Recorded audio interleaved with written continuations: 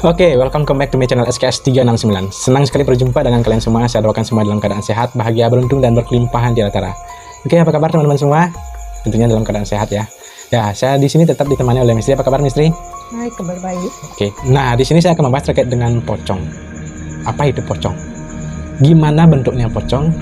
Gimana sih pengalaman Mistri ketika ketemu dengan pocong? Ini diambil dari kisah nyata yang tentunya akan diceritakan oleh Mistri. Apa itu pocong dan gimana sebenarnya pocong tersebut menurut versi dari kacamata Mistri. Oke Mistri, kita silakan Mistri bisa menjelaskan atau menceritakan kepada teman-teman semua agar mengetahui. Oke, halo semua. Saya kembali lagi. Di sini saya akan menceritakan tentang bertemunya dengan pocong. Kalau dibilang bertemu bukan sih beliaunya, tapi kita lihatnya dari jauh gitu. Bertemu juga namanya. Ya gitu ya. Ya nggak sampai papasan lah gitu. Kalau ini saya ceritanya dulu di kampung nih, ada upacara. Nah ini kita mengadakan upacaranya di tanah kosong nih. Nah di depan tanah kosong itu ada jalan yang turun, ada sungai seperti itu. Nah di situ kita mengadakan upacara dan ini sudah apa ya kalau orang bilang, kalau kita orang Bali bilang sandi kale gitu. Senja lah. Ya senja. Ya, kita sudah diperingatkan nih sama orang tua kan. Nanti kalau mandi jangan ke sungai. Itu waktu kecil atau gimana? Enggak, kita udah besar. Itu masa kuliah kayaknya. Kuliah. Itu dikatakan jangan jangan mandi di sungai pada sore hari melebihi dari jam 4 sore. Nah, gitu karena kalau nyari sungainya itu lumayan ada pohon pisang, pokoknya banyak lah pohon-pohonnya gitu. Ya namanya kita rasa ingin tahunya tinggi. Rasa ingin gitu. tahu. Tapi Terus, itu ya kita namanya masa remaja kan. Jarang-jarang kita ke kampung kan, ingin ngerasain mandinya di sungai. Alam, gitu. Nah, kita jalan gerombolan nih, padahal gerombolan nih jalan. Nah, yang pertama kita dengar adalah suara burung hantu. Burung hantu. Yang itu kan kalau kita sudah mengerti itu artinya tanda-tanda tidak boleh kan. Kita tidak boleh. Ya kita tidak hiraukan jalan terus. Nah terus setelah selesai mandi kita kembali. Setelah kembali kresek gitulah suara. Ada suara gini ya yang nggak diduga. Ya itu. suaranya itu padahal yang di situ kan cuma kita aja. Pas sudah mau dekat semak-semaknya. Iya pas kita gini noleh kan kok ada bungkusan putih gitu. Kalau diingat sekarang saya masih merinding gitu ya. Ya kok ada bungkusan putih gitu. Ya kita lari pulang cepat-cepat karena sudah mulai sandi kala itu kan, kembali pulang sampai di tempat upacara ternyata kita diikutin. Oh sebentar, jadi ketika pada saat di semak-semak tersebut ada suara-suara dan Mistri melihat ada suatu bungkusan ya, suatu bungkusan seperti kain kafan atau gimana? Ya, kain kafan. Seperti kain kafan tapi tidak ngeh itu ada apa-apa gitu ya? Karena kita tidak kepikiran ke sana gitu. Tapi pada saat itu kenapa bisa lari? Kenapa? Karena kan sudah dibilang jangan sampai karena itu sudah menjelang sandi kala gitu kan, kita cepat-cepat sebelum gelap gitu. Karena lumayan cari sungainya ke tempat upacaranya itu jauh. Jadi lari gitu ya. Cepat. Nah terus ya juga sudah merinding kan gitu. Nah, ternyata sampai di tempat upacara kita lihat kok kayaknya ada yang matanya merah-merah gitu kan. Matanya merah-merah dari jauh. Nah dari situ kita yang ada di sana berempat. Yang lihat cuma 2 orang. Itu berempat itu saudara Mistri semua. Yang melihat hanya 2 orang. 2 orang. Saya Mistri sama sepupu. Kita ngelihatnya kayak gimana ya, kecengang. Tercengang gitu ya. Kita melihatnya nggak sampai nggak berkedip, diam sampai karena diam. Begitu kagetnya melihat sesosok yang pertama kali kita lihat ya. Yang kalau saya dulu lihat kunti itu kan sudah biasa. Karena ini yang pertama kali saya lihat gitu.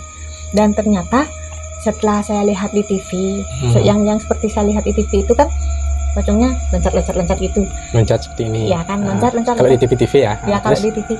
Tapi tidak tahu ya kalau orang lain pernah lihat. Tapi kalau pengalaman saya lihat itu dia jalannya bukan jalan, loncat tapi zigzag. Zigzagnya itu kayak gini, cepet gini, set gitu. Jadi jalannya nggak gini-gini, ya, tapi dia agak zigzag gitu ya. Agak zigzag dan cepat ya. Cepat dan itu pun bisa terbang. Oh, pocong bisa terbang juga ya? Dia setelah zigzag langsung naik ke atas gitu. Dan itu di sana ada pohon besar. Mungkin di sana dia tinggal atau gimana. Oke. Tunggu sebentar Mistri. Nah, di sini apa yang disampaikan oleh Misri adalah sebuah pengalaman yang pribadinya Misri yang melihat secara nyata bagaimana bentuk pocong tersebut dan bagaimana langkah pocong tersebut. Berbeda jauh dengan apa yang kita ketahui selama ini, yang dimana kita melihat sesosok pocong itu adalah dia loncat-loncatnya Misri ya. Tapi di mata batin Misri ketika melihat pocong tersebut, dia itu jalannya bukan jalannya, tapi dia siksak dan cepat, dan itu pun bisa terbang. Nah, ini yang mungkin teman-teman perlu ketahui, dan tentunya juga bagi yang mengetahui pocong ini apakah memang benar seperti itu, bisa komen di kolom komentar, kita sharing, kita berbagi informasi, karena penasaran sekali sih, karena tiang melihat pocong itu selama ini nggak pernah ada yang siksak maupun bisa terbang seperti itu ya, Misri ya. Dan ada ciri khasnya saat dia dekat dengan kita, itu aromanya kurang sedap ya. Oh, dia tercium aroma juga ya. Aromanya itu seperti bau busuk, tapi menyengat gitu. Busuknya itu kan kayak ketahuan jadinya kalau dia datang. Iya, kayak kita gini, kok baunya, kalau kita kan gini, di mana sih ada bau bangke gitu kan, kasarnya kita ngomong gitu. Mana sih bau bangke yang kayak gitu. Bau ya aromanya hampir seperti itu. Itu yang pertama kita cium. Setelah itu baru kita lihat wujudnya kayak gitu. Tapi wujudnya gimana Misri? Nah, ini kan apakah berupa tengkorak ataupun wajahnya hancur atau gimana? Nah, yang saya lihat ini wajahnya hancur. Wajahnya hancur karena saat dia loncat-loncat mendekat, waktu siksa gitu kan lumayan dekat sama kita. Karena dia mau mendekat tapi tidak jadi. Akhirnya loncat ke atas gitu.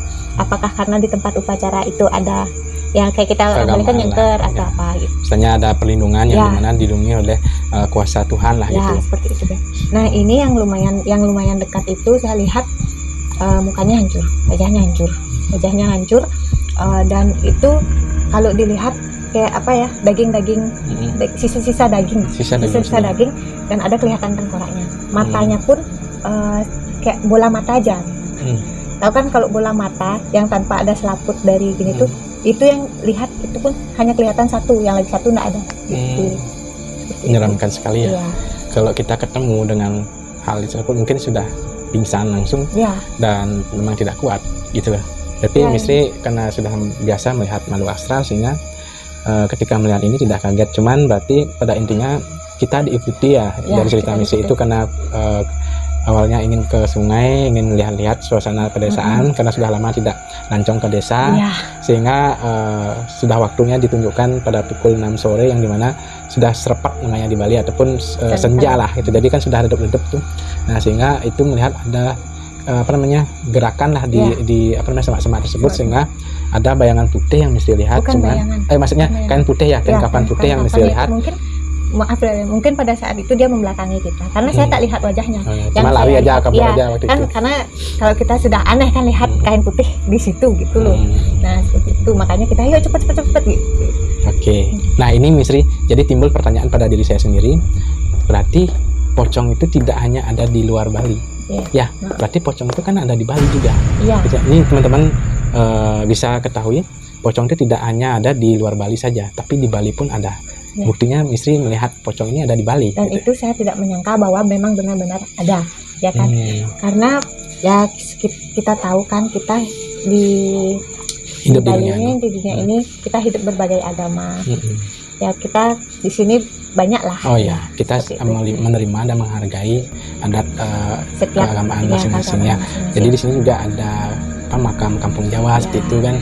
Dan ada Kristen juga. Maaf, mungkin juga itu pocong yang zaman memang sudah lama ataukah dia dibuang begitu saja kan ada zamannya sudah lama ini gimana maksudnya? Mungkin zaman-zaman penjajahan atau gitu. Yang kan ada. Kira-kira punya zaman sekarang gimana pocongnya itu? Bukan, karena dilihat dari bentuknya itu sudah lama sekali dulu ya. Kalau dilihat baru mungkin wajahnya masih karena ini sudah terlihat sudah sangat-sangat, apalagi aromanya itu seperti itu. Mungkin kalau kita bisa bandingkan kan kalau zaman G30 SPKI yang gitu itu kan mayatnya dibuang sembarang-sembarangan kayak gitu kan. Nah, di sini ngomong-ngomong terkait dengan G30 sudah mendekati waktunya sebenarnya. Jadi begini Misri. Intinya sudah dijawab ataupun sudah Misri sampaikan dan ceritakan terkait dengan bertemu dengan pocong ya, yang sebelumnya bertemu dengan kunti, atau bertemu dengan makhluk-makhluk seperti wong samar. Ya mungkin teman-teman yang lain juga memiliki pengalaman atau bertemu dengan makhluk astral yang lainnya, bisa komen di kolom komentar. Tentunya kita bisa sharing di sini ataupun bisa DM kami melalui alamat email kami yang sudah kami tuliskan di kolom deskripsi. Dan tentunya teman-teman semua, di sini murni adalah kita sharing, kita berbagi informasi, bukan menggembor-gemborkan sesuatu yang kita miliki atau punyai, atau kemampuan yang kita punyai, tapi di sini murni kita ingin berbagi atau sharing bahwa ini loh sebenarnya, seperti tadi pocongnya yang kita ketahui hanya loncat-loncat, tapi sebenarnya kalau di kacamata mata batin misteri itu yang melihatnya secara langsung, itu dia jalan yang zigzag dan bisa terbang. Baik Misteri, kita cukupi dulu untuk video kali ini. Ya, jadi tentunya dukung terus channel ini agar bisa berkembang, dan tentunya saya semakin semangat untuk membuat video-video selanjutnya. Dukung channel ini dengan cara LKS, like, comment, and subscribe. Baik, saya Wayan Budi dan Misteri undur diri. Sampai jumpa lagi di video selanjutnya. Bye.